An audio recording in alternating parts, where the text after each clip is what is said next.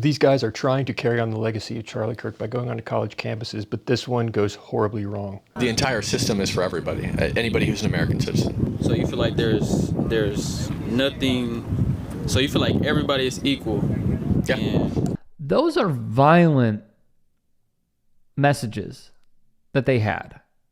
Those are hateful messages. It's just shocking that they describe these guys as a MAGA hate group. And I actually think we should take the Mehdi Hassan route where we don't debate fascists. And many people are happy about this and celebrating it as though this is what should be happening. because there are countless examples of it existing. Maybe just one example of what you're talking about. The small crowd that is present is starting to get more vocal. Come on. Student is just standing there holding a screwdriver. And the police are standing right there as well. How are the police not doing anything about that if they are stealing possessions? Yo. And it gets worse. Okay.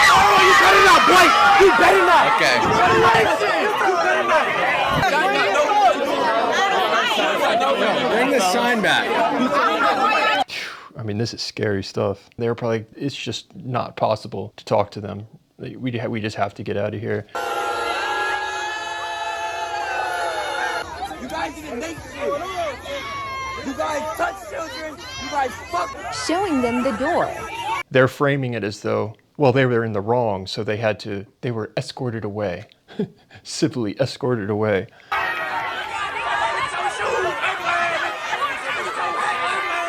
It was going fine until it wasn't, until you all shut it down and did not allow it to continue. It's not just because they were there without the right paperwork or permission. You called the East primitive for what? We created y'all knowledge. We created y'all science. We created y'all math. Y'all didn't do shit besides steal. Y'all didn't do anything. This is overt racism, putting people in their group identity based on the color of their skin, claiming, we did this, y'all didn't do this. We created this for you. It's like, you weren't even alive. And they want to debate with people. You understand? But you're going to an HBCU. Now, see, you okay, the PWIs are doing that, but not an HBCU. I mean, I could have told you that, right? But let's go ahead and play the videos that's out online right now, and we're gonna get into it. But we want to get into the mindset of these young men that showed up out there. Okay? I mean, the responses to this event are equally horrifying because it's adults responding by and large. The college's response was shocking. Tennessee State University students conducted themselves in a professional and respectful manner. Did they not watch the video? We walking them to the door, y'all. I don't even know how they got on campus. We gonna figure that out, but I don't know. They need to get like a trespass, penalty or something. It's just ironic because I think this behavior is much more alarming than, oh, you didn't have the right permission, but that's going to be the way they frame the problem. Sending them off. Tell him it's that boy. He thought he was gonna come up like Charlie. Yes. Say good job, TSU. Good job. Shout out to my school. If they were trespassing, why did the police stand there to try and maintain civility so that it could continue until it got so chaotic that there was no choice? Going to an HBCU while being a whole white supremacist wearing a MAGA hat is peak white privilege.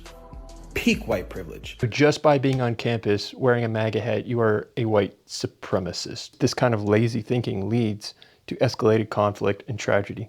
He knows nothing's gonna happen to him at that HBCU because if it does, it's only gonna make the black folks look like animals, look like thugs, and that's the narrative he knows he's gonna be able to spin on them. Yes, if something were to happen to him, it would make the person who attacked him look bad. That has nothing to do with race. That's just how reality works. So them young black kings and queens at the school, they already know, man, if we put hands on dude, we gonna look like the bad guy. If you put hands on people like that, you are the bad guy. It's not a matter of white privilege. I have this new sponsor that I'm genuinely really excited about, Bearskin Tactical. Smart people are locking in their winter gear right now while it's on sale. Bearskin is running a 60% off deal right now, but only if you get your hoodie early, which is the hoodie I'm wearing right now. This hoodie is built like a tank. 340 GSM microfleece, 10 pockets with a clean, rugged fit that looks awesome. It zips right into the heavy storm rain jacket to become 100% waterproof when you need it. So when it turns cold, wet, and windy, you're not scrambling last minute. You'll get free U.S. shipping, fast delivery, and you've locked in your winter gear already. It's a win-win.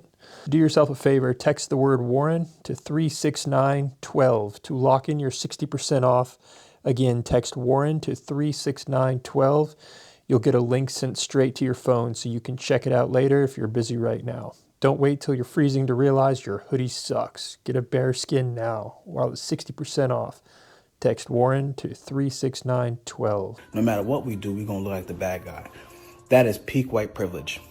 Because if Black Lives Matter sat up a table, 3 of them sat up a table to go into a freaking college that is majority white MAGA folks, and they went over there to debate. I never see that. I wonder why. I would invite that. I would sit down and talk to them. You guys would sit here and say them black folks went over there to start some trouble. They don't belong here. Call the police. Call the cops. Get them out of here.